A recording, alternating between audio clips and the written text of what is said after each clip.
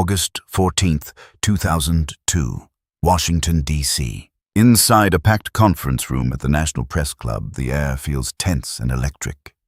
Television cameras hum quietly as reporters shuffle notebooks and adjust recorders.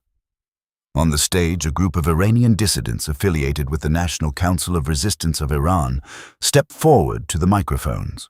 Behind them, projected on a large screen, are satellite images few journalists in the room have ever seen before. One image shows a vast complex under construction in the Iranian desert near a city called Natanz. Another reveals a heavy water facility in Arak. The speaker begins calmly, but the words quickly ripple across the room with growing intensity. Iran, he says, has been secretly building nuclear facilities for years. For many observers, the announcement lands like a thunderclap. Until that moment, Iran's nuclear activities had largely remained obscure, buried beneath technical agreements and scattered reports submitted to the International Atomic Energy Agency.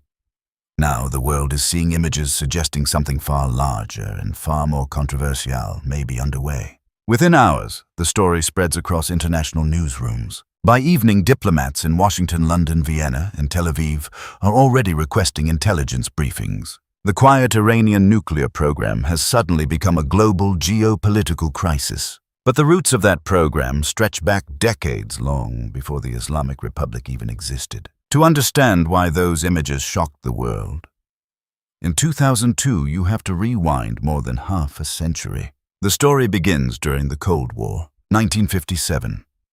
Tehran. Iran is ruled by Shah Mohammad Reza Pahlavi, a monarch closely aligned with the United States.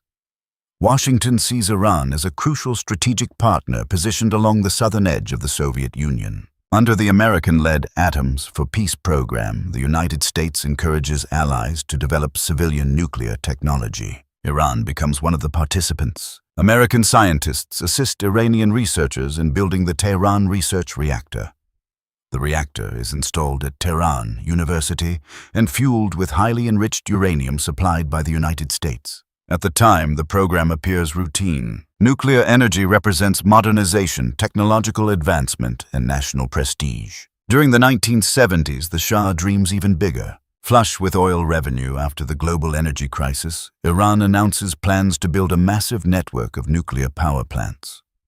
Western companies rush to participate. German firms begin constructing reactors in Bushehr. French engineers negotiate fuel cycle agreements. American companies explore potential reactor deals. The Shah speaks openly about Iran becoming a technological powerhouse in the Middle East. To many Western policymakers, the idea seems reasonable. Iran is stable, pro-Western, and strategically valuable. But history rarely moves in straight lines. 1979. Revolution sweeps across Iran. Millions pour into the streets, demanding the end of the monarchy. The Shah flees the country, and Ayatollah Ruhollah Khomeini returns from exile to lead the newly established Islamic Republic. The revolution changes everything. Western engineers abandon construction sites overnight. International nuclear cooperation collapses. Projects that once symbolized modernization now sit unfinished. Bushehr's partially built reactors rust along the Persian Gulf coast. Iran's nuclear program appears frozen in time. At first, many leaders within the new revolutionary government are deeply suspicious of nuclear technology itself. Some clerics view it as a symbol of Western influence. Yet, over the next decade, the strategic calculation begins to shift. The catalyst arrives in the form of war. 1980. Saddam Hussein's Iraq invades Iran, launching a brutal 8-year conflict that devastates both countries. During the war, Iranian cities endure missile attacks and chemical weapon strikes. The regime learns painful lessons about vulnerability and deterrence. The experience reshapes the thinking of Iran's leadership. If the country is going to survive in a dangerous region, many officials conclude it must possess advanced strategic technology. By the late 1980s, after the war finally ends, Iran quietly begins rebuilding its nuclear program. But this time, the program moves largely in the shadows. Western companies are no longer willing to cooperate openly with Tehran. Sanctions and diplomatic isolation have closed many traditional avenues of scientific partnership. So Iran looks elsewhere. Pakistani nuclear scientist Abdul Qadir Khan becomes a central figure in this hidden chapter.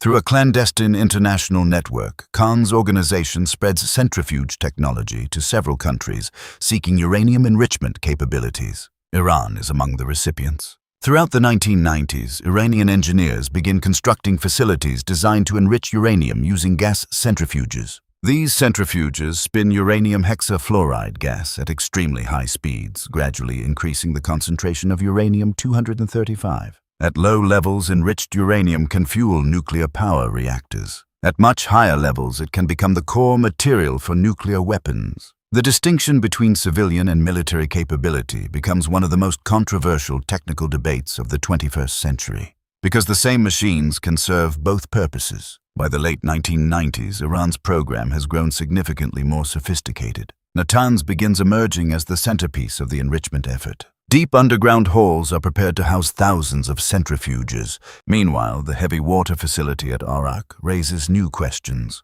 Heavy water reactors can produce plutonium, another material that can potentially be used in nuclear weapons. Iran insists the program is entirely peaceful. But Western intelligence agencies grow increasingly suspicious. And then in 2002, those satellite images appear at the National Press Club. Within days, inspectors from the International Atomic Energy Agency request access to the sites. The quiet nuclear program that once existed in relative secrecy has suddenly become the center of one of the most complex diplomatic crises of the modern era. The world now faces the question that will dominate international politics for the next 2 decades. Is Iran pursuing civilian nuclear energy, or the capability to build nuclear weapons? The answer will trigger negotiations, sanctions, covert operations, and diplomatic confrontations stretching from Vienna to Washington to Tehran. And the confrontation is only just beginning. The revelation of the Natanz and Arak facilities triggers immediate international alarm. Within weeks of the Washington disclosure, diplomats from the International Atomic Energy Agency arrive in Tehran requesting clarification. Their mission is straightforward in principle, but enormously complicated in practice. The agency must determine whether Iran has violated its obligations under the Nuclear Non-Proliferation Treaty, the international agreement designed to prevent the spread of nuclear weapons. Iran is a signatory to that treaty. Under its terms, Tehran has the right to pursue civilian nuclear energy, but it must also declare nuclear facilities and allow inspections to ensure that nuclear materials are not diverted toward weapons development. The question now facing inspectors is whether Iran had concealed critical elements of its program. In February 2003, the Director General of the International Atomic Energy Agency, Mohammad El-Baradei, travels to Tehran. Cameras capture him walking through the gates of the Natanz complex, flanked by Iranian officials and security personnel. Inside the massive underground halls, rows of metal piping and unfinished centrifuge assemblies stretch across the floor. For the inspectors, the site confirms something important. Iran is not merely experimenting with nuclear research. It is building an industrial-scale uranium enrichment capability. Iranian officials maintain that the project is entirely peaceful. They argue that a nation with vast energy needs has every right to develop nuclear fuel technology. But the technical details begin to raise concerns. Investigators soon discover that Iran had conducted enrichment experiments using centrifuges acquired through the clandestine network associated with Pakistani scientist Abdul Qadir Khan. Some of those experiments had not been fully disclosed to the agency. The omissions may appear bureaucratic at first glance, but within the diplomatic world of nuclear verification, they carry enormous weight. Undeclared activities undermine trust. And trust is the fragile currency of non-proliferation agreements. As the investigation expands, new questions emerge. Environmental samples taken from Iranian equipment show traces of highly enriched uranium. Tehran insists the contamination came from imported centrifuge parts obtained from foreign suppliers. Iranian officials say the equipment arrived already tainted.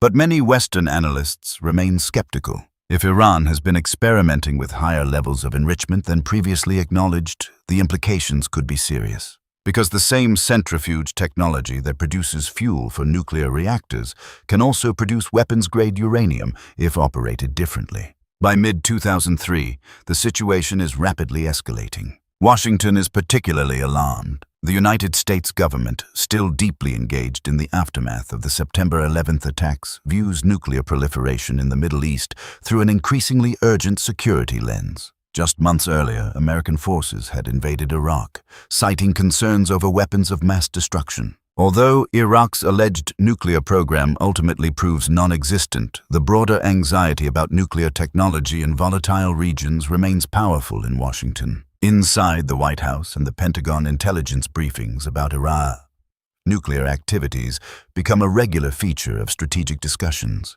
Some officials argue that Iran is gradually moving toward a weapons capability. Others believe the program remains ambiguous but potentially dangerous. Meanwhile, the Iranian leadership views the situation through a very different lens. Inside Tehran's government buildings, policymakers see themselves as victims of international double standards. They point out that several countries possessing nuclear weapons never signed the Non-Proliferation Treaty at all. Israel, widely believed to maintain a nuclear arsenal, remains outside the treaty system entirely. Pakistan and India conducted nuclear tests in the late 1990s. Yet Iran, which insists it is not building weapons, faces mounting pressure. This sense of injustice fuels deep mistrust toward Western intentions. The diplomatic confrontation intensifies during the autumn of 2003. European governments decide to intervene. France, Germany, and the United Kingdom begin negotiations with Tehran in an effort to defuse the crisis before it spirals further.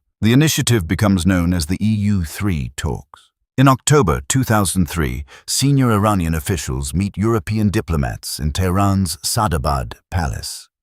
The setting is formal and cautious. Negotiators speak carefully, aware that every sentence could shape the future of the crisis. The Europeans propose a temporary compromise. Iran would suspend uranium enrichment activities while negotiations continue. In return, the international community would recognize Iran's right to peaceful nuclear technology and begin building a framework for cooperation. For Iran's leadership, the decision is difficult. Hardliners inside the political system argue that suspending enrichment would signal weakness. But pragmatists believe temporary cooperation might prevent the issue from reaching the United Nations Security Council. After days of intense discussions, Tehran agrees to the proposal. Iran announces that it will voluntarily suspend enrichment and allow expanded inspections. For a brief moment, the crisis appears to cool. Inspectors gain access to additional facilities. Iran signs the additional protocol to the Non-Proliferation Treaty, granting the International Atomic Energy Agency broader investigative authority. Diplomats in Europe cautiously celebrate what they see as a breakthrough. But beneath the surface, tensions remain unresolved. Many Iranian leaders believe the suspension should only be temporary. They insist enrichment is a sovereign right that cannot be permanently abandoned. Meanwhile, skepticism in Washington continues to grow. American officials suspect Iran is using negotiations as a delaying tactic while quietly preserving its technological capabilities. The fragile diplomatic truce begins to fray. By 2004, arguments over the scope of Iran's suspension become increasingly heated. Inspectors discover additional nuclear-related activities that had not previously been disclosed. Each revelation deepens international suspicion. Inside Iran, political debates intensify as well. Reformists favor engagement with the West. Hardliners argue that compromise has achieved nothing but pressure and humiliation. These competing visions will soon collide with a dramatic shift in Iranian politics. A shift that will transform the nuclear crisis from a technical dispute into a full-scale geopolitical confrontation. Type continue do not use to generate the next section. Continue do not use. Previous section text.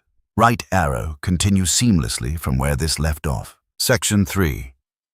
A new president and the collapse of early negotiation. June 24, 2005. Tehran, Iran. The atmosphere across the capital feels different from the cautious diplomatic tone that had dominated nuclear discussions just a year earlier. In polling stations scattered across the city, long lines of voters stretch into the summer heat as Iranians participate in a presidential runoff election. By the end of the day, a surprising result begins to take shape. Mahmoud Ahmadinejad, the relatively unknown mayor of Tehran, defeats former President Akbar Hashemi Rafsanjani and becomes the new leader of the Islamic Republic's executive branch. The outcome shocks many observers abroad. Rafsanjani had been widely viewed as a pragmatic figure capable of continuing negotiations with Europe.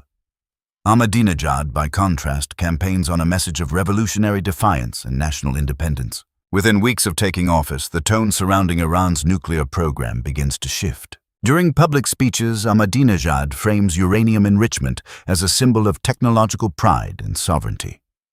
He repeatedly declares that Iran will not surrender its nuclear rights to international pressure. Inside Iran's nuclear facilities, technicians quietly begin preparing to resume activities that had been suspended during negotiations with the European powers. The fragile diplomatic framework created in 2003 begins to unravel. In August 2005, Iran restarts uranium conversion work at the Isfahan nuclear facility.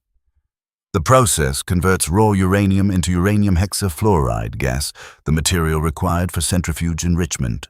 For many Western diplomats, the move signals that the earlier suspension agreements are collapsing. European negotiators attempt to salvage the situation. Representatives from France, Germany, and the United Kingdom present Iran with a proposal offering economic cooperation, technological assistance, and trade incentives in exchange for a permanent halt to uranium enrichment. But Iranian officials reject the offer. From Tehran's perspective, the proposal demands too much while offering too little. Iran's leadership insists that no sovereign nation would permanently abandon its ability to produce nuclear fuel. By early 2006, the standoff reaches a new level. At the Natanz facility, engineers begin installing centrifuge cascades designed to enrich uranium gas.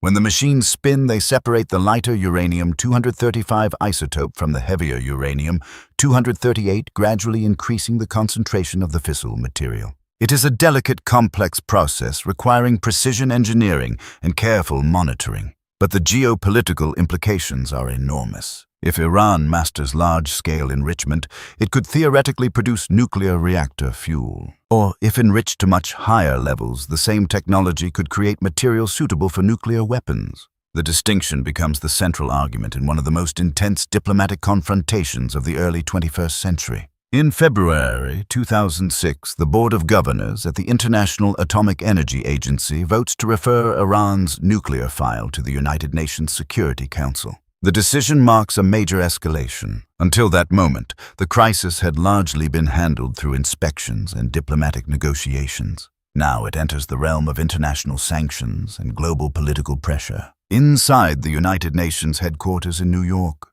diplomats begin drafting resolutions aimed at forcing Iran to halt enrichment activities. Washington strongly supports the move. American officials argue that Iran's continued expansion of centrifuge technology poses an unacceptable proliferation risk. European governments, frustrated by the collapse of negotiations, increasingly align with the United States. Russia and China initially urge caution. Both countries maintain economic and strategic relationships with Iran and are wary of pushing the confrontation too far. But as the nuclear program continues to expand, even Moscow and Beijing begin supporting limited sanctions. In December 2006, the United Nations Security Council passes Resolution 1737. The resolution imposes the first round of international sanctions targeting Iran's nuclear and missile program. Certain nuclear-related materials and technologies are banned from export to Iran.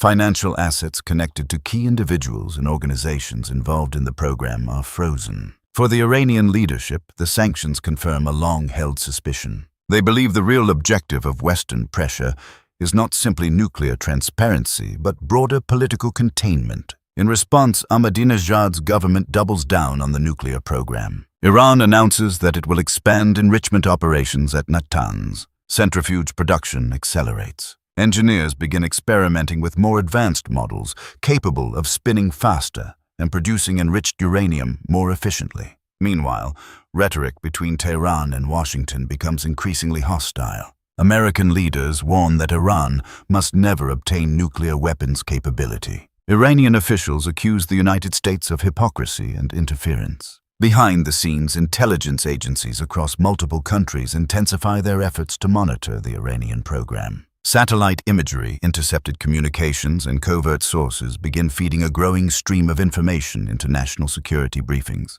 Some governments begin exploring another far more secretive strategy. If diplomacy cannot halt Iran's nuclear progress, perhaps covert operations can slow it down. The nuclear crisis is entering a new and dangerous phase, one defined not only by negotiations and sanctions, but by sabotage, cyber warfare, and shadow conflicts unfolding far from public view. By 2007, Iran's nuclear dispute has evolved far beyond a diplomatic disagreement. It has become a global strategic confrontation. Inside the sprawling halls of the Natanz enrichment facility, thousands of centrifuges are now spinning continuously. The machines operate in long cascades, each one carefully calibrated to increase the concentration of uranium-235. Iranian engineers celebrate the achievement as proof that the country has mastered a critical nuclear technology. But outside Iran, the reaction is far less celebratory. In Washington, Tel Aviv, London, and several European capitals, intelligence analysts begin presenting increasingly alarming assessments. The fear is not necessarily that Iran has already built a nuclear weapon. Rather, the concern is that Iran may soon reach what experts call nuclear threshold capability. That means possessing enough enriched uranium and technological knowledge to build a weapon relatively quickly if the political decision is ever made. For policymakers trying to prevent nuclear proliferation, the distinction is deeply unsettling. A country at the threshold may not technically violate international treaties, but it dramatically alters the strategic balance of power. In response, the international pressure campaign intensifies. Throughout 2007 and 2008, the United Nations Security Council passes additional sanctions resolutions targeting Iran's nuclear activities. These measures restrict access to financial systems, nuclear-related technology, and military equipment. At the same time, the United States and European Union begin implementing their own independent sanctions. These go even further. Iranian banks find themselves cut off from parts of the global financial system. Investment in Iran's energy sector becomes increasingly difficult. Companies that once did business with Tehran begin withdrawing to avoid penalties. The economic pressure begins to accumulate. But sanctions are only one part of the strategy unfolding behind closed doors. Another effort is far more secretive. Inside intelligence agencies across several countries, planners are exploring ways to disrupt Iran's nuclear program without launching an outright military attack. The logic is simple. A conventional airstrike against nuclear facilities could ignite a regional war. But covert actions might slow the program, quietly buying time for diplomacy. One of the most dramatic examples of this shadow campaign emerges years later, when cybersecurity researchers uncover a highly sophisticated piece of malicious software. The code is eventually known as Stuxnet. Developed through an unprecedented collaboration between intelligence agencies, the cyber weapon specifically targets industrial control systems used in uranium enrichment centrifuges. Unlike ordinary computer viruses, Stuxnet is designed with extraordinary precision. Once it infects a system connected to centrifuge controls, the software subtly manipulates the speed of the machines. It causes them to spin too fast, then too slow, placing enormous mechanical stress on delicate components. From the outside, the equipment appears to be functioning normally, but internally the centrifuges begin destroying themselves. By the time Iranian engineers discover the problem, hundreds of machines have already failed. The incident marks one of the first known uses of cyber warfare to physically sabotage critical infrastructure. Meanwhile, other mysterious events begin occurring around Iran's nuclear program. Several Iranian nuclear scientists are assassinated in attacks across Tehran. Explosions damage facilities linked to missile development and uranium processing. Tehran accuses foreign intelligence agencies of orchestrating a campaign of sabotage. Israel is widely suspected by international observers, though official acknowledgements remain absent. The shadow war grows increasingly intense. Yet despite these disruptions, Iran's nuclear program continues advancing. By 2010, the number of centrifuges operating at Natanz has grown significantly. Iran also begins enriching uranium to higher levels. While reactor fuel typically requires enrichment levels around 3 to 5%, Iran announces it will begin enriching uranium to nearly 20%.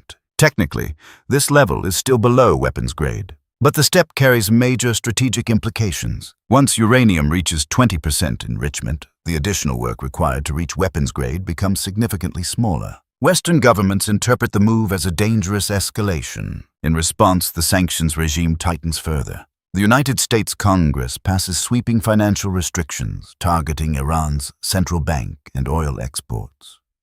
European governments impose their own oil embargo. The impact on Iran's economy becomes increasingly severe. Oil revenue declines. Inflation surges. The Iranian currency loses value. Inside the country, ordinary citizens begin feeling the consequences of the nuclear confrontation in their daily lives. But Iran's leadership shows little sign of backing down. Instead, officials frame the crisis as a test of national resistance. State television broadcasts images of new centrifuges being installed. Government spokesmen declare that technological progress cannot be stopped by foreign pressure. Meanwhile, the nuclear standoff pushes the Middle East into a period of growing strategic tension. Israel warns repeatedly that it will not allow Iran to develop nuclear weapons capability. Military planners quietly examine potential airstrike scenarios against Iranian facilities. American officials emphasize that all options remain on the table. The world begins to fear that the nuclear dispute could eventually trigger a regional war. Yet behind the scenes, another path is slowly beginning to emerge.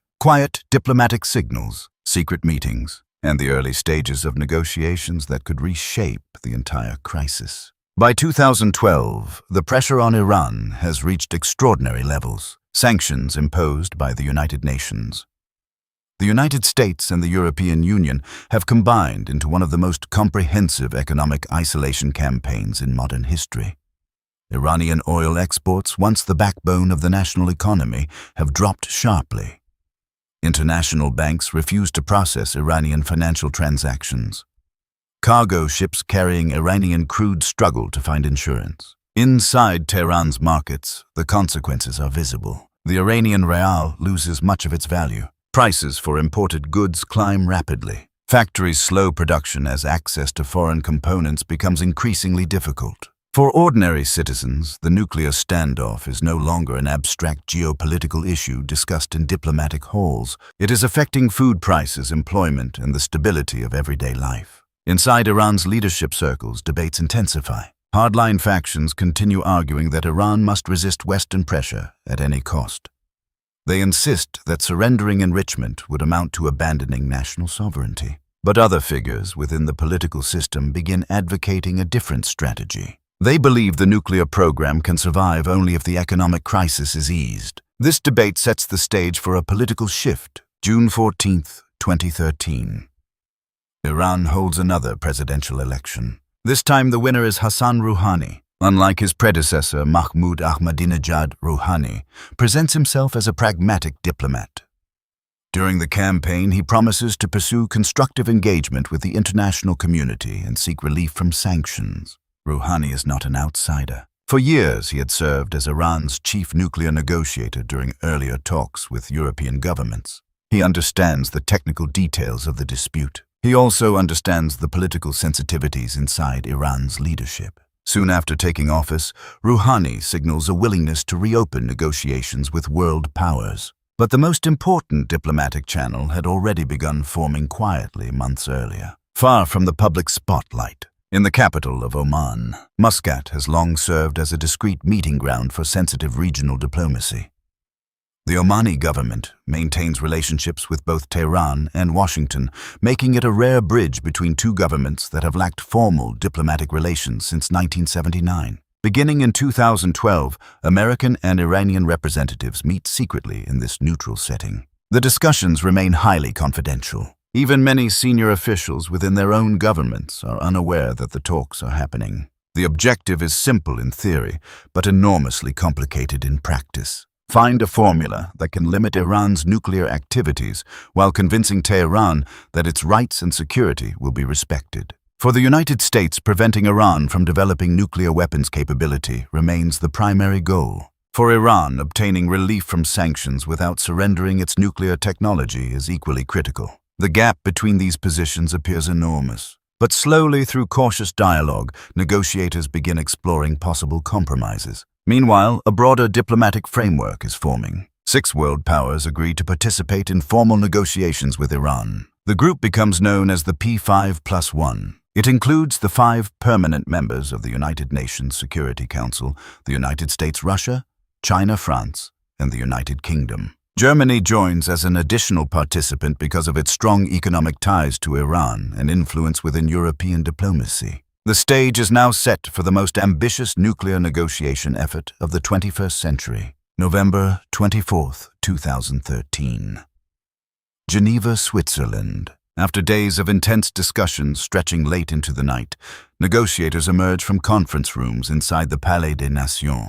Cameras flash as diplomats announce the first breakthrough. Iran and the P5+1 have reached an interim agreement. The deal becomes known as the Joint Plan of Action. Under its terms, Iran agrees to halt certain aspects of its nuclear program. Enrichment above 5% will stop. Existing stockpiles of 20% enriched uranium will be diluted or converted into reactor fuel. Construction work at the Arak heavy water reactor will pause. In exchange, limited sanctions relief will begin. Certain frozen Iranian assets will be released. Some restrictions on trade in precious metals and petrochemical products will be eased. The agreement is temporary, but its significance is enormous. For the first time in years, Iran's nuclear program is moving in the direction of negotiated limits rather than escalation. Still, the real challenge lies ahead. The interim deal provides only a framework. Negotiators must now attempt something far more complex. Design a comprehensive agreement that satisfies the security concerns of multiple global powers while preserving Iran's ability to maintain a civilian nuclear program.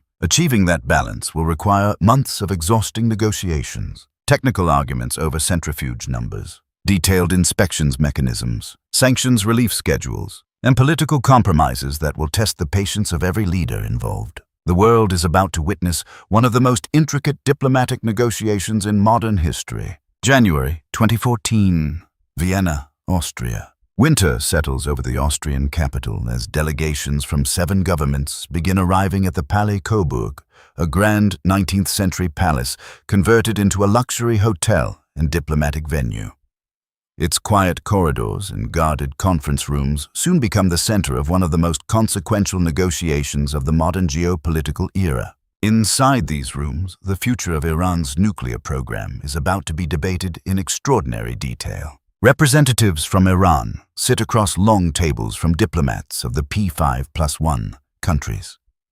At the center of the Iranian delegation stands Foreign Minister Mohammad Javad Zarif, an experienced diplomat fluent in English and deeply familiar with the United States after years spent studying and working in America. Across from him sits U.S. Secretary of State John Kerry, representing Washington in the talks. Surrounding them are officials from Britain, France, Germany, Russia, and China, each carrying the strategic interests of their own governments. The goal is to transform the temporary Joint Plan of Action into a permanent comprehensive agreement. But achieving that goal requires resolving dozens of complex technical disputes. One of the central questions revolves around centrifuges. At the time, Iran possesses roughly 19,000 centrifuges installed across its nuclear facilities, though only about half of them are actively enriching uranium. Western negotiators argue that the number must be dramatically reduced if Iran is to remain far from the threshold of producing weapons-grade uranium. Iranian officials respond firmly.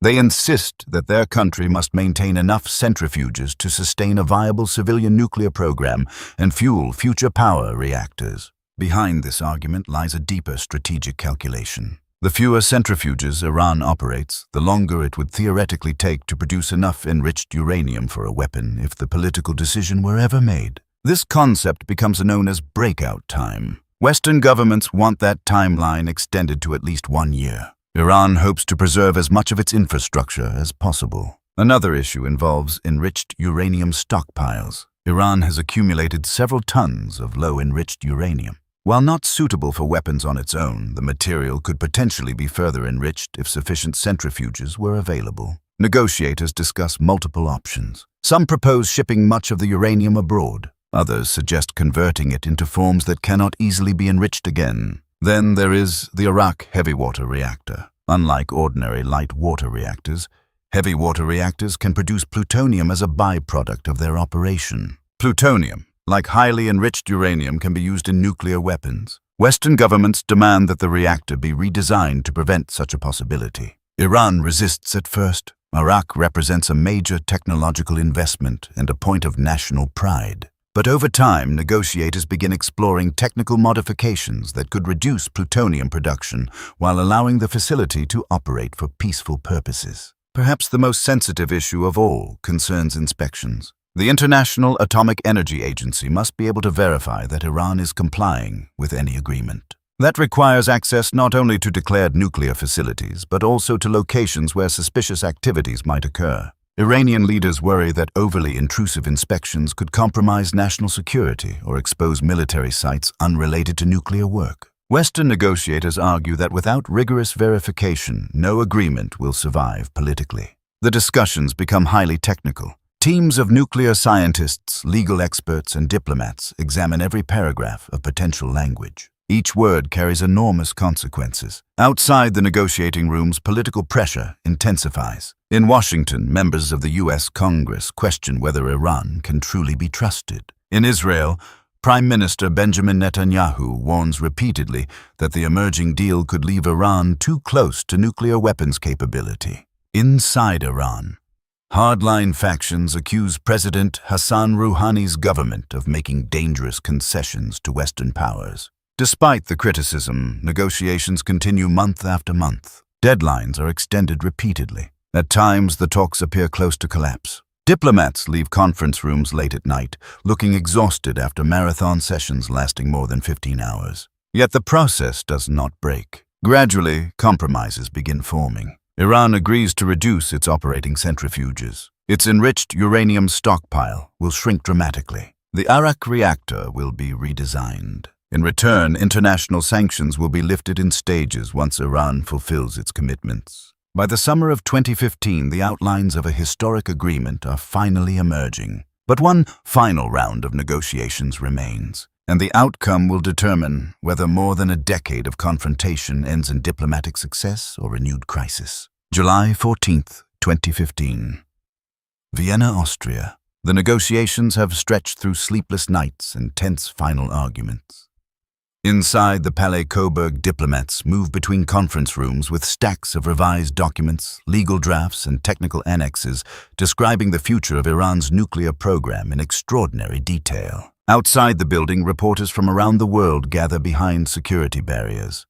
Camera crews wait through the early morning hours, aware that history may be unfolding behind the palace doors. Shortly after dawn, the announcement finally comes. Iran and the P5+1 powers have reached a comprehensive nuclear agreement. The document is called the Joint Comprehensive Plan of Action, the JCPOA. It is the result of nearly 2 years of continuous negotiations and more than a decade of international confrontation. At its core, the agreement attempts to resolve the central fear driving the crisis. Prevent Iran from obtaining the ability to build a nuclear weapon while allowing the country to maintain a peaceful nuclear energy program. The details are complex and highly technical. Under the agreement, Iran agrees to drastically reduce its enrichment capacity. The number of operating centrifuges at Natanz will fall from roughly 19,000 to just over 5,000 first-generation machines.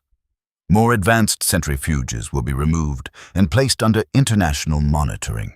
Iran's stockpile of low-enriched uranium will shrink from several tons to just 300 kilograms. That amount is far below what would be required for a nuclear weapon. The enrichment level itself will also be capped. Iran agrees not to enrich uranium beyond 3.67% for 15 years, a level suitable for civilian power reactors but far below weapons-grade material. The Fordow facility, a heavily fortified underground enrichment plant built inside a mountain near the city of Qom, will undergo a dramatic transformation. Instead of enriching uranium, Fordow will be converted into a research center focused on nuclear physics and isotope production. Most of the centrifuges inside the facility will be removed. The Arak heavy water reactor will also be redesigned. Its original core will be dismantled and replaced with a configuration that drastically limits plutonium production. Spent fuel from the reactor will be shipped out of the country, preventing any possibility of extracting plutonium for weapons use.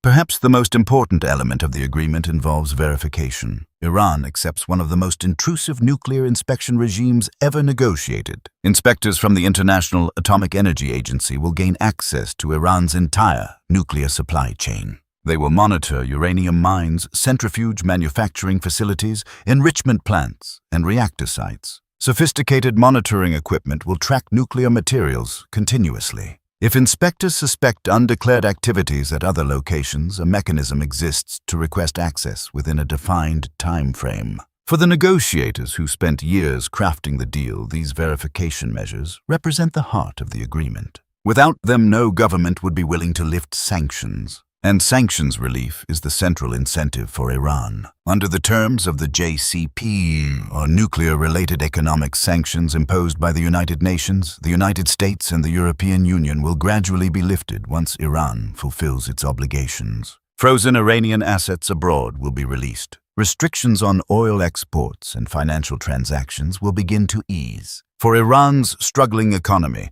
the potential impact is enormous. Yet even as diplomats celebrate the agreement, controversy erupts almost immediately. In Washington, critics argue that the deal does not permanently eliminate Iran's nuclear capabilities. Many restrictions are scheduled to expire after 10 to 15 years. Opponents fear that Iran could simply wait until those limits expire before expanding its program again. In Israel, Prime Minister Benjamin Netanyahu condemns the agreement as a historic mistake. He argues that Iran remains a dangerous regional power and should not be allowed to maintain any enrichment capability at all. Inside Iran, the reaction is also mixed. Supporters of President Hassan Rouhani hail the deal as a diplomatic victory that will end years of economic isolation. Hardline factions warn that Western governments cannot be trusted and accuse negotiators of compromising national sovereignty. Yet despite the political arguments, the agreement moves forward. In October 2015, the deal formally enters the implementation phase. Over the following months, Iranian technicians begin dismantling centrifuges, reducing uranium stockpiles, and modifying nuclear facilities under the watchful eyes of international inspectors.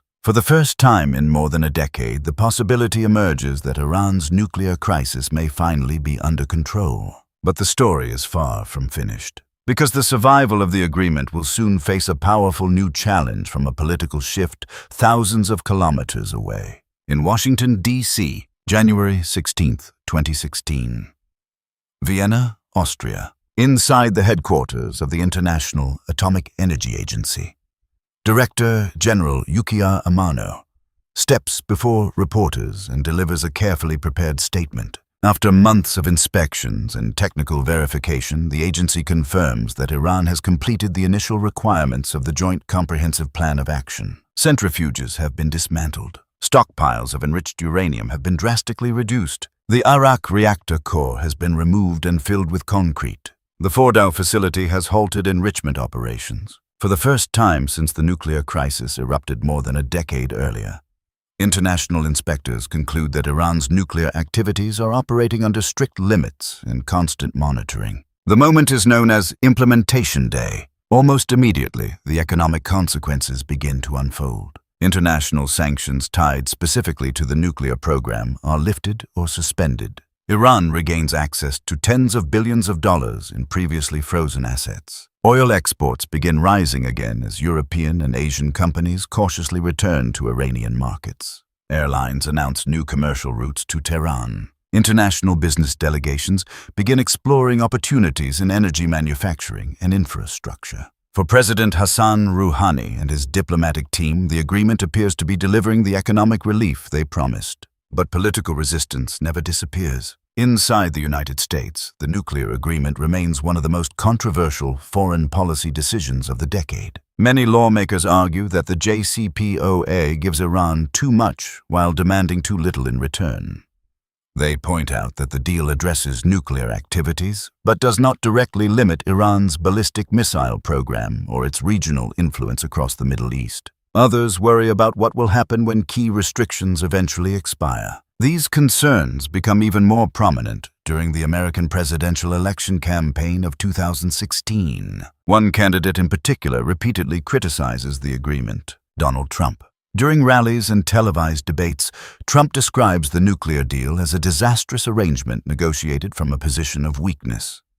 He argues that the United States should never have allowed Iran to maintain any uranium enrichment capability. The criticism resonates with many voters skeptical of the agreement. Meanwhile, in Iran, expectations for economic recovery are proving more complicated than many hoped. Although nuclear-related sanctions have been lifted, other American restrictions tied to terrorism and human rights remain in place. Major international banks remain cautious about conducting business with Iran for fear of violating remaining U.S. regulations. As a result, the economic benefits of the deal arrive more slowly than many Iranians anticipated. Hardline critics inside Iran seize upon this frustration. They argue that the government made major nuclear concessions while receiving only limited financial relief. Even so, international inspectors continue reporting that Iran is complying with the terms of the JCPOA. Throughout 2016 and early 2017, the International Atomic Energy Agency repeatedly confirms that Iran's enrichment levels remain within the limits of the agreement and that monitoring systems are functioning as intended.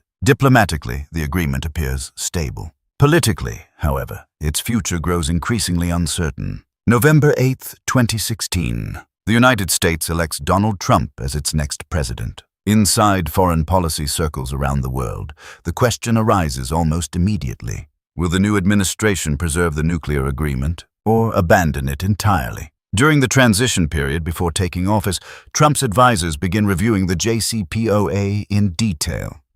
Some officials suggest renegotiating the deal to impose stricter terms. Others argue that the agreement should simply be terminated. European governments watch the debate with growing concern. For them, the JCPOA represents a major diplomatic achievement that reduced the risk of nuclear proliferation and potential war in the Middle East. Russia and China also support maintaining the agreement. But the ultimate decision will rest in Washington. As the new administration prepares to enter the White House in early 2017, the nuclear deal that once appeared to resolve the crisis now faces a moment of profound uncertainty. A decision that could once again reshape the entire confrontation between Iran and the international community. May 8, 2018.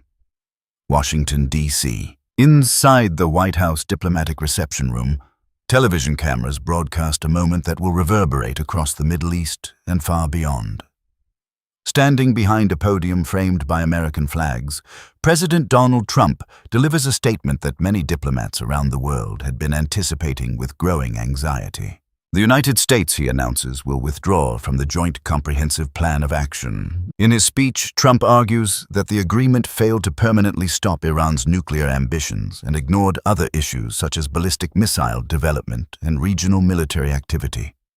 He describes the deal as fundamentally flawed and declares that the United States will pursue a new strategy, a strategy he calls maximum pressure. Within minutes of the announcement, financial markets react. Oil prices fluctuate. Global companies doing business in Iran begin reassessing their exposure to American sanctions. Because the United States is not simply leaving the agreement, it is reinstating the sweeping economic sanctions that had previously been lifted. Over the following months, Washington reimposes restrictions on Iran's oil exports, banking sector, shipping industry, and access to international financial systems. Foreign companies that continue trading with Iran risk being cut off from the American market. For many multinational corporations, the choice is clear. They withdraw. European governments attempt to preserve the agreement. Leaders in France, Germany, and the United Kingdom express regret over the American decision and reaffirm their commitment to the JCPOA. They explore mechanisms designed to allow trade with Iran while bypassing American sanctions. One such initiative becomes known as INSTEX, a special financial channel intended to facilitate humanitarian trade. But in practice, these efforts struggle to overcome the reach of the American financial system. Iran's economy once again begins to feel the impact. Oil exports fall dramatically. Inflation rises. The Iranian currency weakens under renewed pressure. Inside Tehran, the leadership initially responds with restraint. Iranian officials announce that they will continue complying with the nuclear agreement for the time being, hoping that the remaining signatories might still deliver economic relief. But as months pass with little improvement, frustration grows. By 2019, Iran begins gradually stepping away from some of the deal's restrictions. The government announces that enrichment levels will exceed the 3.67% limit established by the agreement. Stockpiles of enriched uranium begin expanding again. Research on advanced centrifuges resume. Each step is described by Iranian officials as reversible if sanctions are lifted. Yet every step also brings the nuclear program closer to the capabilities that originally triggered international concern. The confrontation intensifies further when tensions between the United States and Iran escalate in other areas. Military incidents occur in the Persian Gulf. Oil tankers are damaged by mysterious explosions. Drones are shot down over contested waters. Then in January 2020, a dramatic and controversial event unfolds in Baghdad. A U.S. drone strike kills Iranian General Qasem Soleimani, a powerful commander within Iran's Islamic Revolutionary Guard Corps. The strike shocks the region and pushes the two countries to the edge of open conflict. In response, Iran launches ballistic missiles at bases housing American forces in Iraq. At the same time, Iranian officials announce that the country will no longer observe key operational limits of the nuclear agreement. While Iran continues allowing international inspections, the technical restrictions of the JCPOA begin unraveling. Centrifuge numbers increase. Enrichment levels rise. The nuclear crisis that once seemed contained is rapidly returning. Meanwhile, a new variable begins reshaping the geopolitical landscape. In Washington, another presidential election approaches, and the outcome will determine whether diplomacy has one more chance, or whether the confrontation with Iran will continue deepening into the next decade. January the 20th, 2021, Washington, D.C. Snow rests lightly across the National Mall as a new American president takes the oath of office. Inside the U.S. Capitol, Joe Biden begins his administration with a foreign policy challenge already waiting on the agenda. The Iran nuclear issue has returned to the center of global diplomacy. During the campaign, Biden had promised that the United States would attempt to rejoin the nuclear agreement if Iran returned to full compliance with its obligations. The idea appears straightforward on paper. In reality, the situation is far more complicated. Since the American withdrawal, in 2018, Iran's nuclear program has expanded again. Centrifuge numbers have increased. New generations of advanced centrifuges have been installed. Enrichment levels have risen far beyond the original limits of the 2015 agreement. Some uranium is now enriched to 60% purity. That level is still below weapons grade, but it is far closer to it than anything allowed under the original deal. For nuclear experts, the implications are serious. The amount of time required for Iran to potentially produce enough highly enriched uranium for a weapon, the so-called breakout time, has shrunk dramatically compared with the restrictions imposed by the JCPOA. At the same time, the political landscape surrounding the negotiations has changed. Inside Iran, the presidential election of 2021 brings a new leader to power, Ebrahim Raisi. Raisi represents a more conservative political faction within the Islamic Republic. His government signals skepticism toward Western diplomacy, but still expresses conditional willingness to negotiate if sanctions are lifted. Meanwhile, talks resume in Vienna. Diplomats from Iran and the remaining participants of the nuclear agreement gather once again in the same city where the original deal was negotiated years earlier. The goal is to restore the framework of the JCPOA, but the process proves difficult. Negotiators must now solve problems that did not exist during the original talks. Iran demands guarantees that the United States will not withdraw from the agreement again in the future. American officials explain that no administration can legally bind future presidents in that way. Both sides also disagree over the sequence of actions. Iran wants sanctions removed first. The United States insists that Iran must return to nuclear limits before sanctions relief can occur. Meanwhile, technical realities continue evolving. Iran's nuclear program has advanced significantly since 2018. New centrifuge models spin faster and enrich uranium more efficiently, even if the original JCPOA restrictions were restored.